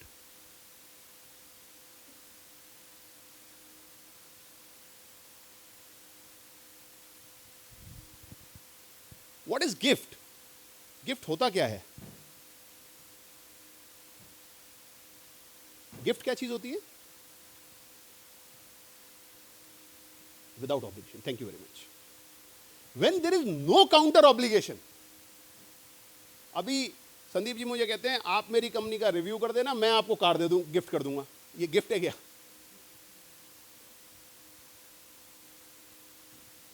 Gift नहीं है ना. गिफ्ट तब होगी जब सर आप मुझे कार दे दो बिना काम के. I will wait for that gift. So अगर कोई किसी भी तरीके का रेसिप्रोकल ऑब्लिगेशन दूसरी पार्टी के ऊपर है, then it is not a gift. तो यहां पर तो सीधा का सीधा ऑब्लिगेशन है कि जब तक कार परचेज नहीं करेगा गिफ्ट नहीं दूंगा भाई. तो कहने का मतलब वही है कि 30 लाख की तो मेरे से गाड़ी खरीद रहा है, उसमें वो 50,000 का एलसीडी उसमें शामिल है. तो it's not a gift, can not be covered in this clause. Credit absolutely eligible, undoubtedly eligible. इसके ऊपर सर्कुलर भी है, but that got withdrawn, so I am not referring that. Now let's take the another key, another facts. Gift distribution at the time of Deepavali. अभी क्या हो गया? दीपावली था, new year था, वो डायरी जा रही हैं सबके यहाँ, कोई सोवेनियर जा रहा है, कोई ऑफिसर बड़ा है तो उसको कुछ और चीज़ें भी जा रही हैं. हाँ, इनफॉर्मली वी कैन आर्ग्यू कि हाँ भाई वो ऑब्लिगेशन है, बट वो एक्चुअली ऑब्लिगेशन नहीं है. वो ऑब्लिगेशन अगर एक्चुअली हो गया ना सर, तो ये वाला ऑब्लिगेशन लिया है तो वो एक हमारे यहाँ एक कानून और है, पीसी एक्ट बोलते हैं उसे, उसमें फंस जाएंगे, तो इसलिए वो छोड़ देते हैं. So on record at least there is no obligation. So जब ऑब्लिगेशन नहीं है तो वो एक्चुअली गिफ्ट है. The moment something is gift, no credit, क्योंकि law clearly says so. Correct है सर? Any doubt? हाँ जी.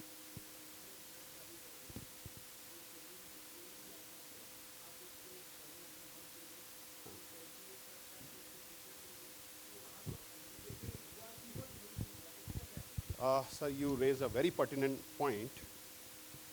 आपको लीगल आंसर देता हूं मैं. Practically you want to buy it और नॉट, ये आपके ऊपर छोड़ रहा हूं. जितने भी केसेस होते हैं जहां पर आपको, आप ये कहते हो कि मेरे यहां आके राइड लो गाड़ी की, I will gift you something. अभी मैंने वो वेलकम बुके की बात नहीं की है. वेलकम बुके तो गिफ्ट है, उससे कोई फर्क नहीं पड़ने वाला, वो तो 100% 17(5)H में कवर्ड है. लेकिन जब आप ऐड देते हो और ऐड में कहते हो कि आओ हमारी गाड़ी की टेस्ट ड्राइव लो, और टेस्ट ड्राइव लोगे तो आपको ये गिफ्ट मिलेगा, क्या ये आपने उस रोड पे चलते हुए आदमी को दे दिया था? आपने एक कंडीशन खुद ने अपने ऊपर इंपोज की है कि ये मैं गिफ्ट दूंगा जब आप टेस्ट राइड लोगे. अच्छा, कोई आदमी आया गाड़ी को देख के चला गया, क्या उसको वो गिफ्ट दोगे? वो अलग कहानी.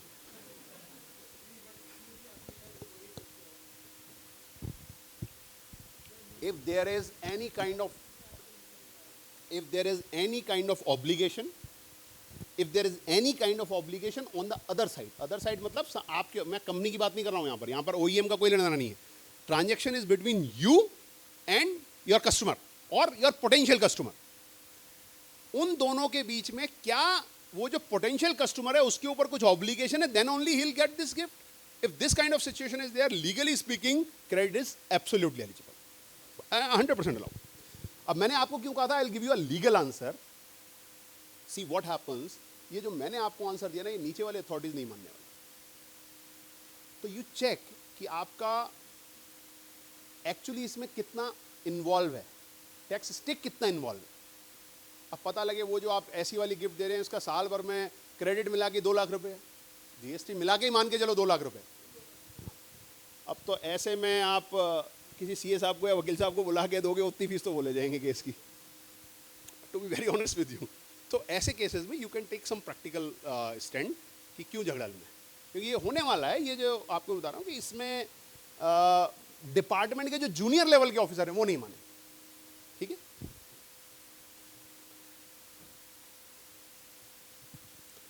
सर आप लोग ही बता सकते हैं कौन सा नेक्स्ट लें.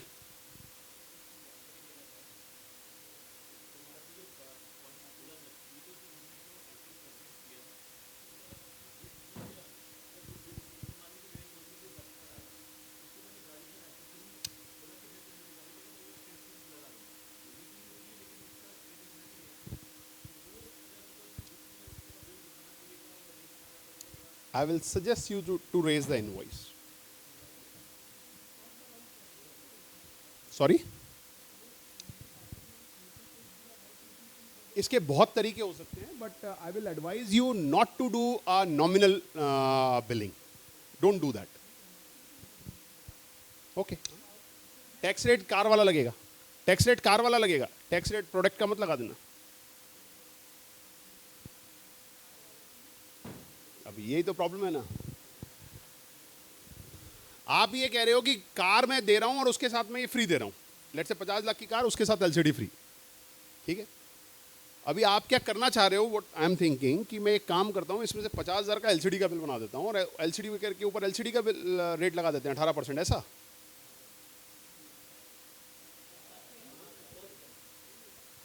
नहीं नहीं सर, बिल्कुल नहीं होगा, ये बिल्कुल नहीं होगा। Technically, there is a provision under GST law of composite supply.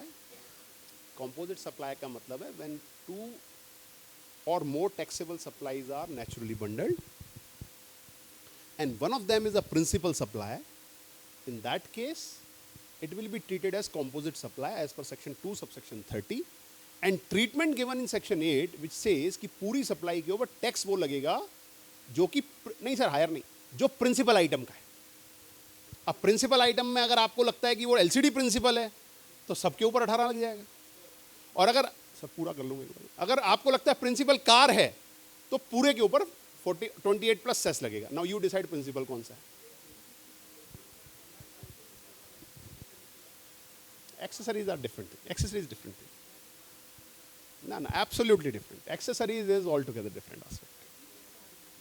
Sir एक एक करके ना, accessories is absolutely different, it is totally discretion of the buyer. यहाँ पर आपने बंडल करके ही मार्केट में प्लेस सामने रखा है चीज को कि मैं कार दूंगा, कार के साथ में ये चला जाएगा। वो मेरे को नहीं लगती आपके यहाँ, मैं तो बाहर से लगाऊंगा एक्सेसरीज, करेक्ट है ना सर? आप लोग डिसाइड कर लो एक एक करके। क्या चीज हमारा नहीं, ऐड बिल्कुल लॉ नहीं होता, ऐड लॉ नहीं, मैंने कब कहा ऐड लॉ है? कभी भी नहीं है, नो नहीं होता। तो मैंने आपको क्या बोला? मैंने आपको बोला एक प्रिकॉशन, अगर आप गिफ्ट अवॉइड करोगे लिखना हुआ तो आपके केस ही कम बनेंगे। मेरे लिए तो अच्छा है, लिखिए गिफ्ट, मेरे को और मेरे जैसे भाइयों को और काम मिलेगा, उसमें क्या बुराई है? आप लिखोगे तो अच्छा है, डिपार्टमेंट वाले केस बनाएंगे, डिपार्टमेंट केस बनाएंगे तो 2 लोगों को और रोजगार मिलेगा। चलिए, हाँ जी सर, ट्रेलर की थोड़ी स्टोरी अलग है, अलग से बात कर लेंगे ना, या मे बी जब टाइम बचेगा Q&A में बात कर लेंगे। यस, 50,000 की गाड़ी के साथ में 50,000 का एलसीडी फ्री। अच्छा, 50 लाख की गाड़ी, हाँ।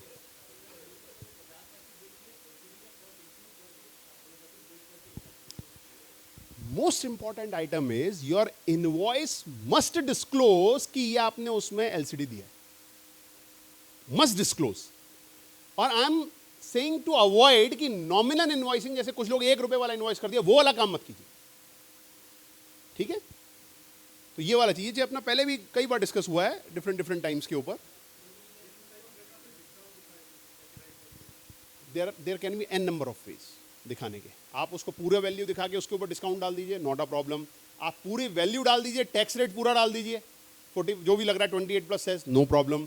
एक सिंगल बिल बनाइए, उन दोनों की टोटल लिखिए, उन दोनों में ज्वाइंट डिस्काउंट दिखा दीजिए, हार्डली मैटर, कोई फर्क नहीं पड़ने वाला। 100 बातों की एक बार टैक्स पूरा चाहिए उसमें, ठीक है? और एक चीज जो मैं मैंडेटरी आपको करने के लिए बोल रहा हूं वो ये है कि आपकी इन्वेंट्री, यानी कि उसमें आना चाहिए कि ये एलसीडी उसके साथ में जा रहा है। प्लीज गो, फ्री में दे देते हैं, देखिए फ्री में दे देते हैं, हाँ।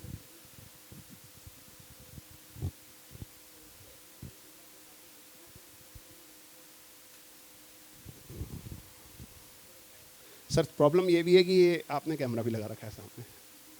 हाँ, आपका क्वेश्चन बोलिए, आप मुझसे बाद में बात कर सकते हैं।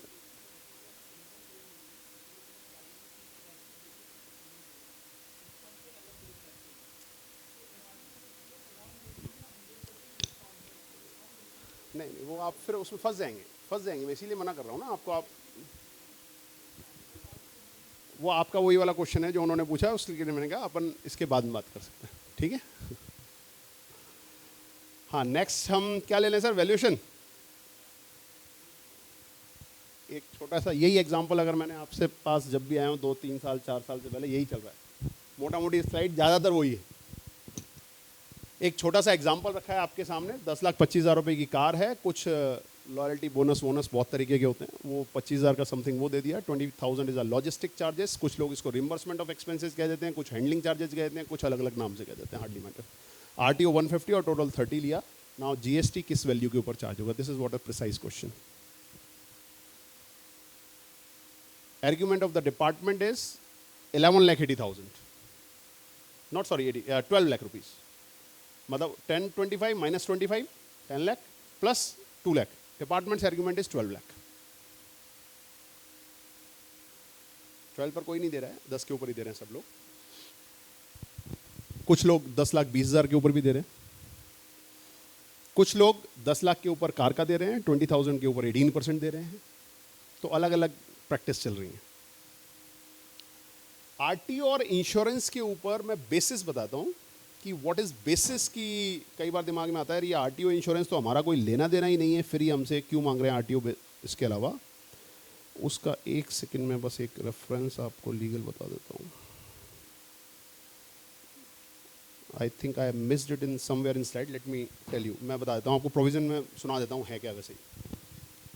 There is a provision in section 15 subsection 3 sorry 15 subsection 2 which says कि जो जिस वैल्यू के ऊपर आपको टैक्स देना है, टेक्निकली हम लोग उसको बोलते हैं ट्रांजैक्शन वैल्यू। तो उसमें ये बोला गया कि ट्रांजैक्शन वैल्यू में ये चीजें तो इंक्लूड होंगी होंगी। तो there is a clause C to section 15 subsection 2 second limb of which says any amount charged for anything done in respect of supply of goods or services at the time or before delivery thereof. If you followed me properly, should I दोबारा बोलूं या बैठ गया? Any amount charged for anything done. Any amount charged for anything done will be included in your value. इसके साथ में simultaneously department is taking shelter. You want to convey something? Yes, thank you. So department is making case referring this clause 15 subsection 2 clause C, any amount charged for anything done in respect of supply of goods or services or both at that time और before delivery there of. तो कहते हैं ये जो आपने RTO और insurance के पैसा लिया था, this was taken at the time और before delivery, before giving delivery to the customer, that is why it will be included in the price. Now there is a simultaneously there is a rule 33 in the GST law which says if you are recovering something in the form of a pure agent then value में से उसको कम कर देंगे। There are certain formalities I would say कि उसमें 4 तरीके के कंडीशंस हैं, वो आप अगर फुलफिल कर रहे हो तो वो आपकी प्योर एजेंट की कैपेसिटी में फॉल हो जाओगे और वो वहाँ से बाहर हो जाएगा। ये मैं पहले जब भी आया हूँ हर बार मैंने डिटेल में डिस्कस किया, so I am not discussing it in detail कि आरटीओ और इंश्योरेंस क्यों बाहर हो जाएगा, क्योंकि अब वो गवर्नमेंट भी उस स्टैंड को ऊपर की अथॉरिटीज मानने लगी हैं कि हाँ भाई आरटीओ इंश्योरेंस के ऊपर तो नहीं जाएगा। नीचे के कुछ अफसर जो अभी भी बिना फालतू केस बना रहे हैं, बट आपके एंड के ऊपर भी जरूरी है। प्लीज रेफर रूल 33, और रूल 33 जो डॉक्यूमेंट मेंटेन करने की बात करता है, प्लीज मेंटेन दैट। अगर आप उसको प्रॉपर्ली मेंटेन करोगे देन दिस इशू आरटीओ और इंश्योरेंस की बात खत्म हो जाती है। Now let us come on the other aspect. Sandeep ji ने जो हुक्म फरमाया कि ये इसी के लिए बोला था ना सर आपने सबसे पहला कि ये लॉजिस्टिक या हैंडलिंग चार्जेस या कुछ जगह पर कंपनीज रिम्बर्समेंट के नाम से भी लेती हैं कि रिम्बर्समेंट ऑफ एक्सपेंसेस ले लिया।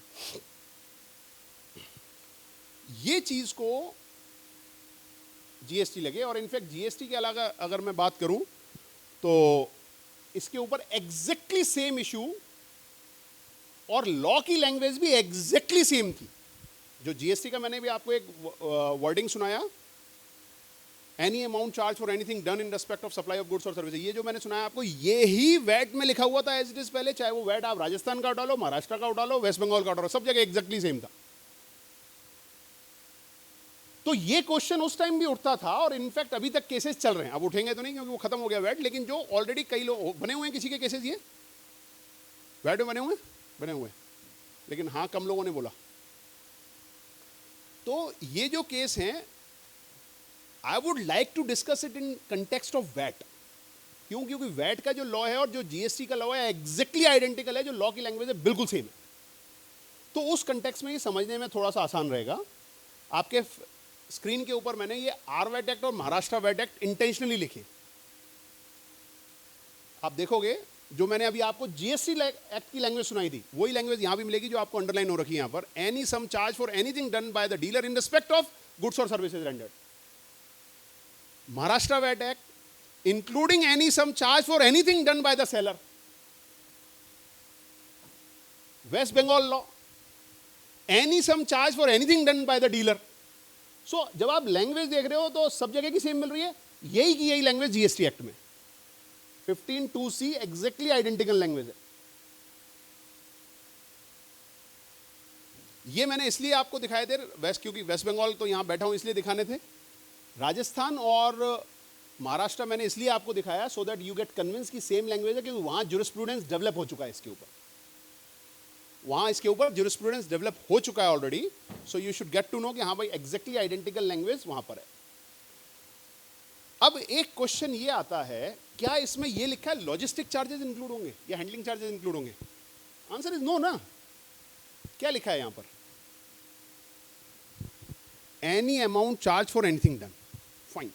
So it may be logistic, it may be something else, but important aspect is ये जो आप चार्ज कर रहे हो ये कब होना चाहिए? Eight the time of delivery और बिफोर डिलीवरी। करेक्ट है ना? जीएसटी की भी लैंग्वेज यही है, एट द टाइम और बिफोर डिलीवरी। तो प्रिसाइजली अगर लॉजिस्टिक चार्जेस या ऐसे किसी और चार्जेस के ऊपर जीएसटी लगना है, वैट लगना है, तो उसकी प्रीटेक्स ये है कि वो जो हम काम कर रहे हैं, वो जो चार्जेस ले रहे हैं वो किससे पहले होने चाहिए? जब हम डिलीवरी दे रहे हैं उससे पहले के होने चाहिए, उसके बाद के नहीं होने चाहिए। अगर उसके बाद के हैं then it will be out from here. Correct है सर?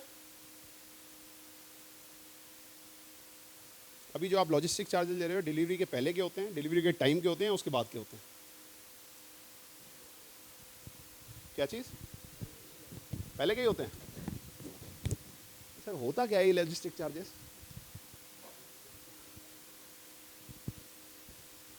गाड़ी मेरे वेयर हाउस में खड़ी है, वहां से यहां लेके आऊंगा, साफ करके रखूंगा, आपको दूंगा, इसलिए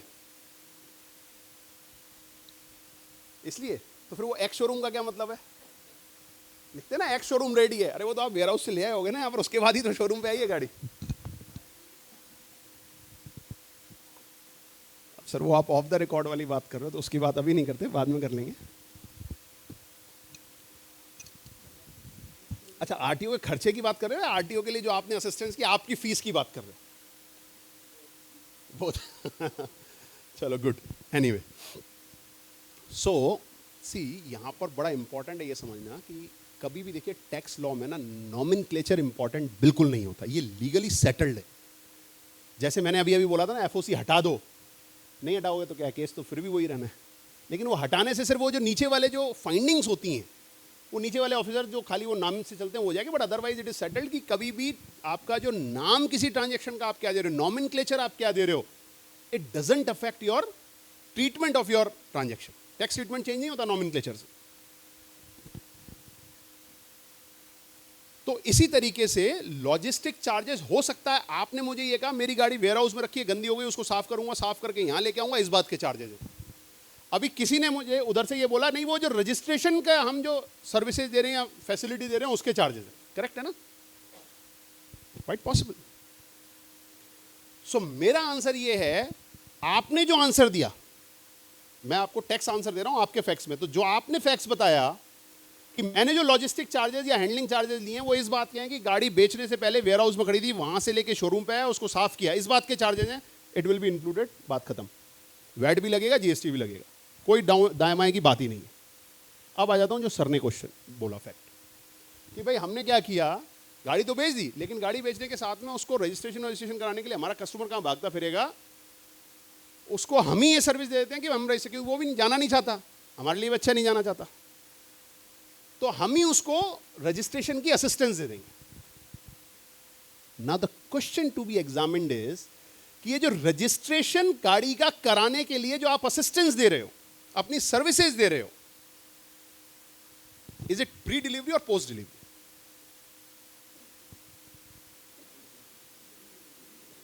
इज इट प्री डिलीवरी और post delivery?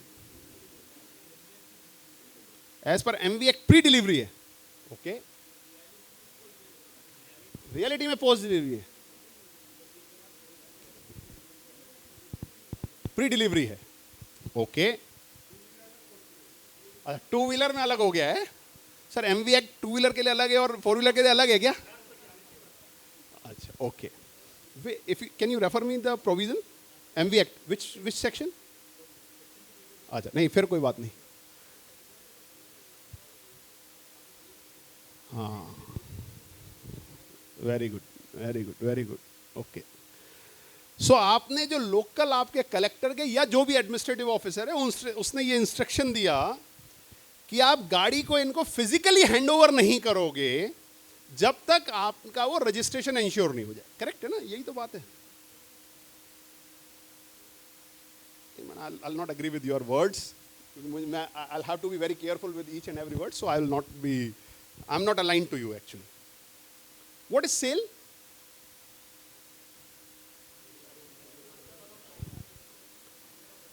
Transfer of ownership in movable property is sale. Transfer of ownership from one person to another person is sale. Sale of Goods Act says the moment you ascertain the goods, it is sale. ये वाली गाड़ी blue colour की फलाना model, chassis number ये जतिन हरजाई के लिए year mark कर दी, मैंने एडवांस दिया हुआ था, sale happened. Please mind it. आपने इनवॉइस काट, रजिस्ट्रेशन से पहले इनवॉइस तो काटोगे। आपने इनवॉइस मेरे नाम से काट दिया, अब अगर गाड़ी में कुछ नुकसान हो जाता है आप बेयर करोगे क्या उसको? या कहोगे भाई कस्टमर को ही कहोगे कि भाई तेरे को इंश्योरेंस दिला देता हूं या मैं कुछ मेकअप करता हूं, समथिंग ऐसा ही करेंगे ना। अब गाड़ी तो चेंज नहीं होने वाली एक बार इनवॉइस बनने के बाद। Please mind, sale completed the moment you raise the, you ascertain the goods, और उस असर्टेनमेंट का एविडेंस है इनवॉइस। आपने इनवॉइस बना दिया, वो कंक्लूसिव एविडेंस हो गया, उसके बाद सेल नहीं है, उससे पहले ही होने गई सेल। ठीक है, अब मैं आपको थोड़ा सा एमवी एक्ट दिखाता हूं। मोटर व्हीकल एक्ट क्या कहता है? सर ये है motor vehicle act. Motor vehicle act उल्टा कहता है जो आप कह रहे थे उससे बिल्कुल। एक बार देखते हैं। Subject to 42 and 43, every owner of a motor vehicle shall cause the vehicle to be registered. Motor vehicle को रजिस्टर कराना किसकी जिम्मेदारी है? डीलर की है या ओनर की? सर ओनर की जिम्मेदारी है। अभी आएंगे उस एडमिनिस्ट्रेटिव इंस्ट्रक्शन को, क्या वो लॉ को वायलेट कर जाएगा? Answer is no. Responsibility for getting the vehicle registered is on the shoulder of owner, buyer, किसी दूसरे के ऊपर नहीं है। रूल्स देखिए, रजिस्ट्रेशन के लिए एप्लीकेशन कब लगेगी? ये रूल बोल रहा है, ये मैं नहीं बोल रहा हूं। फ्रॉम द, सो डिलीवरी पहले होगी या रजिस्ट्रेशन पहले होगा? ये कानून कह रहा है।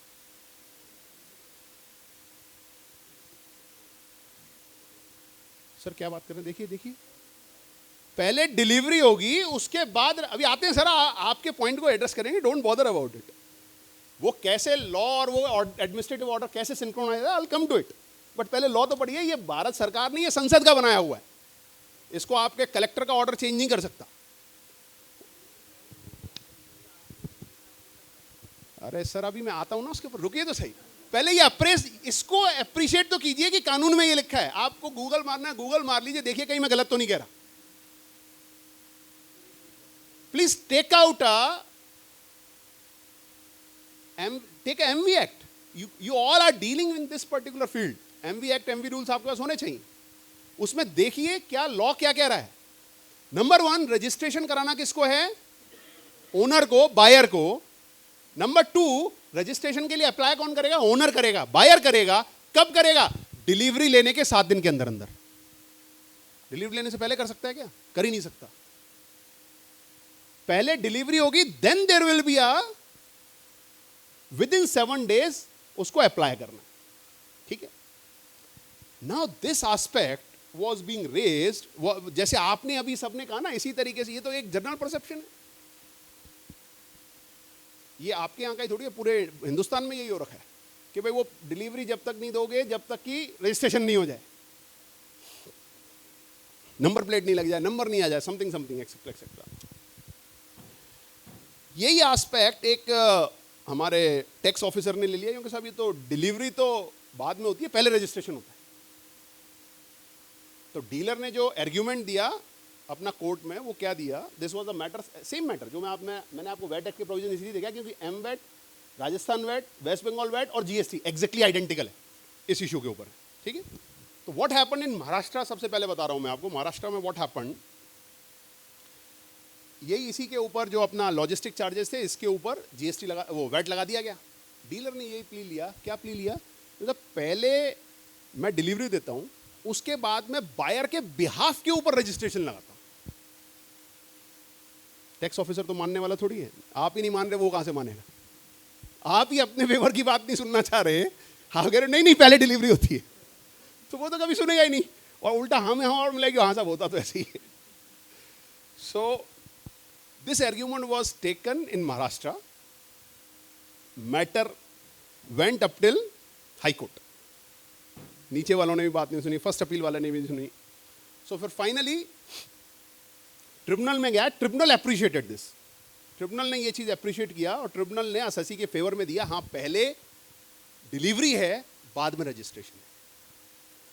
डिपार्टमेंट सरकार उसको महाराष्ट्र हाईकोर्ट लेके गई, नहीं नहीं ऐसे नहीं होता, पहले डिलीवरी है बाद में रजिस्ट्रेशन है। हाईकोर्ट ने इन सारी चीज़ों को एग्जामिन किया जो आप कह रहे हैं, जो एमवी एक्ट कह रहा है।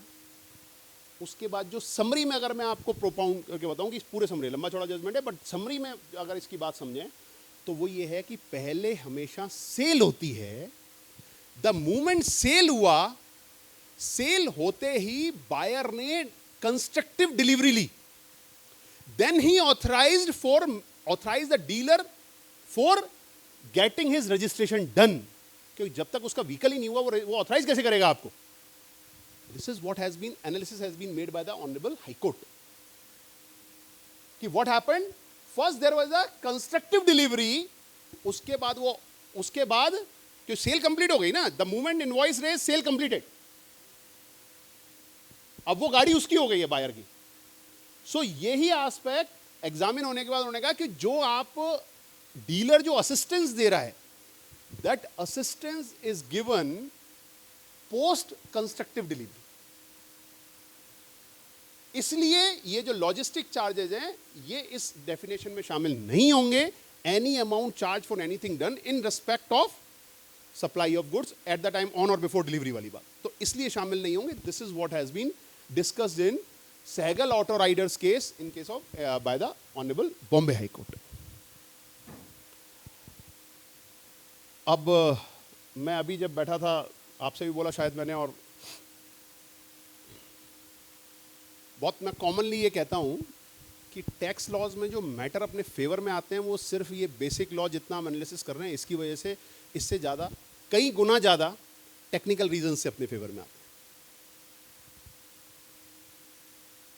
टेक्निकल रीजन का मेरा मतलब यहां हुआ कि जो डिपार्टमेंट के ऑफिसर्स गलतियां करते हैं केस बनाने। इसी एग्जाम्पल के ऊपर मैं आपको एक केस और बताता हूं, एग्जैक्टली आइडेंटिकल चीज, एक पॉइंट डिस्कस करता हूं आप लोगों से। बहुत बार आपके साथ होता है ना, कई बार ये हुआ कि डिपार्टमेंट ने कहा कि भाई ये वाली चीज़ के ऊपर टैक्स क्यों नहीं दिया, आप उसको समझाने लगते हो कि नहीं ये एग्जेम्प्टेड है, इसके ऊपर टैक्स इसलिए नहीं लगेगा, XYZ, करेक्ट है ना सर, होता है ना बहुत बार कि इसके ऊपर टैक्स क्यों नहीं दिया, इसके ऊपर टैक्स क्यों, आपका P&L उठाया, P&L से लेके जितनी भी क्रेडिट आइटम आ रहे हैं उनके ऊपर टैक्स लगा दिया, आप बताओ जी क्यों एग्जेम्प्टेड, क्यों टैक्स नहीं लगे। या वो ई-वे बिल का डेटा है जी, ई-वे बिल का डेटा है तो आपके ऊपर टैक्स लगा दिया, कहीं किसी ने कोई कच्ची पर्ची मिल गई किसी के यहाँ वो टैक्स लगा दिया, मे भी किसी ने स्टेटमेंट दे दिया दूसरे आदमी ने टैक्स लगा दिया, समथिंग समथिंग। या आपने अंडर वैल्यू किया है, किसी ने स्टेटमेंट दे दिया, समथिंग लाइक दिस। मैंने एक छोटा सा एग्जांपल आपके सामने केस स्टडी के तौर पर रखा है। लेट्स से आप में से किसी के P&L में कोई ऐसे इनकम्स भी आ रही हैं, other incomes apart from vehicle sale, apart from spare sale, apart from services, ऐसी भी कुछ इनकम्स हैं। बैंक इंटरेस्ट रिसीव 50 लाख रुपए, rent recovered from employees 12 lakh rupees, amount return of 20 lakh, other incomes 40 lakh. अब इसके ऊपर किसके ऊपर टैक्स लगना चाहिए नहीं लगना चाहिए जीएसटी में? फर्स्ट, सेकंड और फोर्थ के ऊपर टैक्स लगना या नहीं लगना? सेकंड और फोर्थ के ऊपर टैक्स लगेगा, थर्ड एंड फोर्थ। अगर आप मुझसे पूछोगे बीइंग एसएससी, मैं कहूंगा एक के ऊपर भी नहीं लगेगा।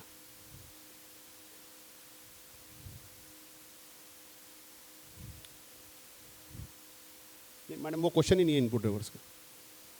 टैक्स पे होगा किसके ऊपर होगा? बहुत मैं स्पेसिफिकली इस बात को इसलिए कह रहा हूँ, ये अदर इनकम मैंने लिखा हुआ 40 लाख रुपए। अभी प्रॉब्लम क्या होती है, अदर इनकम आते ही डिपार्टमेंट आपसे पूछता है कि भाई अदर इनकम इसके ऊपर टैक्स दिया नहीं दिया, नहीं दिया, दो 18%। ये हो रहा है अभी।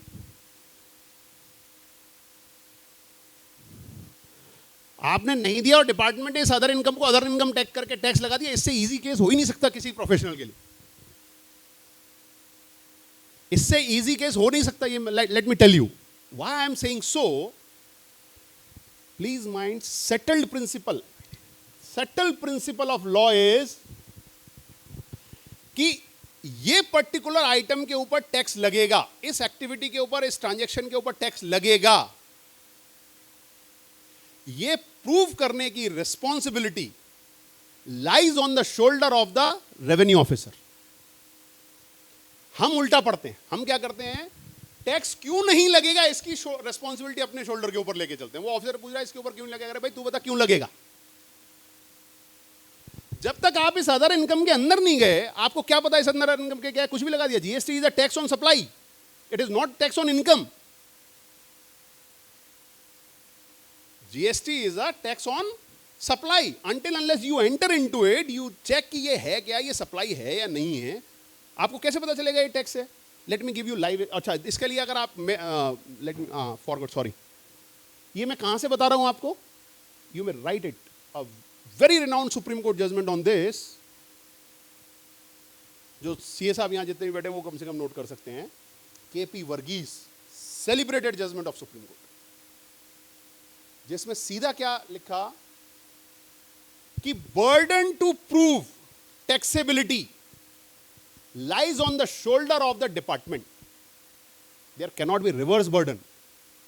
There cannot be reverse burden कि असेसी को बताओ, असेसी को बताना पड़े कि ये क्यों टैक्स नहीं होता, या मैंने ये चीज, मैं ये कह रहा हूँ 5 लाख की बेची, डिपार्टमेंट कहता नहीं ये 5 लाख नहीं, आपने 7 की बेची होगी, मार्केट वैल्यू उसकी 7 की है। और इट इज, अगर मैंने 7 की बेची ना, यू प्रूव कि मैंने 7 की बेची है। मेरे 2 लाख रुपए मैंने कैश में कब लिए, किससे लिए, देने वाला कौन था, you prove it, then only it can be said it is for 7 lakh rupees. Otherwise जो मैंने डॉक्यूमेंट में लिखा है वो बिल्कुल सही है। So, burden to prove valid taxability lies on the shoulder of the department, not on the assessee. This one, KP Varghese versus ITO. अब आपको मैं एक इसी चीज को यूज करके हुए एक जो रिसेंट एक जजमेंट है वो आपको बताता हूं।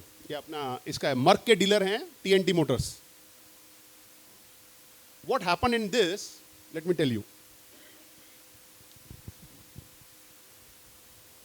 Again with our QA interactive session, and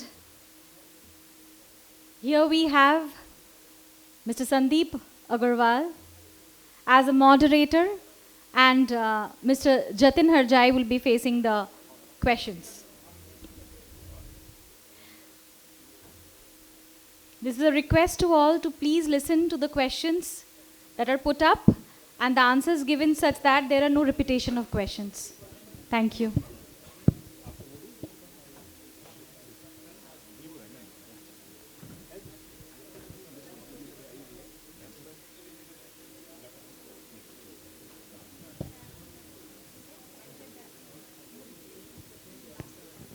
Hi, good evening everybody, and we are back with Jatin Harjai Sarji for the second session. So we are heading towards Q&A. We'll keep it interaction. Thank you very much each one of.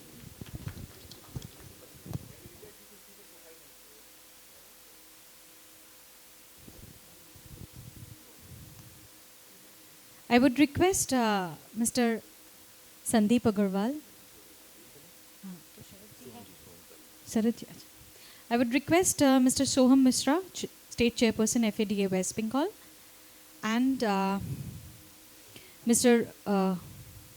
Debru Prubda, Director, Central Bengal FADA, to please come up on stage and felicitate Mr. Jatin Harjai.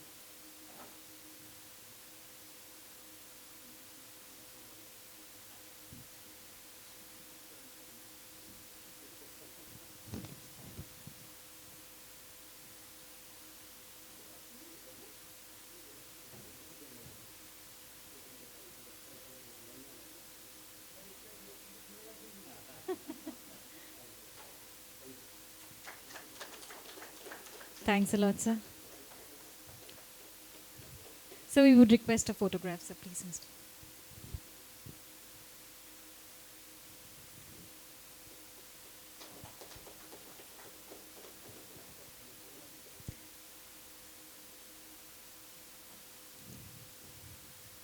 Thank you, sir. I would request Mr. Sandeep Agarwal, General Counseling Member, FADA West Bengal, to please present the vote of thanks. Thank you. Thank you so much, Ritu ma'am. It's been a really long day, but it's customary for the vote of thanks. So please bear with me for 2 minutes. Thank you so much, Jatin Ajay sir. Your sessions are music to the ear, or obviously it turns into profit as well. कितनों को तो 2 crore का profit भी अभी input में मिल जाएगा. And on a serious note, thank you so much dignitaries for the day. Thank you, Chairman West Bengal Sohamji. Thank you all the past and present chairmen of FADA. Thank you, CEO FADA Shahaz Damani Bhai. Thank you, FADA members and non-members. Last but not the least, the venue, MC, event management company. It's been a wonderful day. Without you all, it was not possible. And I forgot to thank our sponsor, Real Books. Without you, the event would not have been possible. Thank you so much for joining us. We call it a day now. Thank you.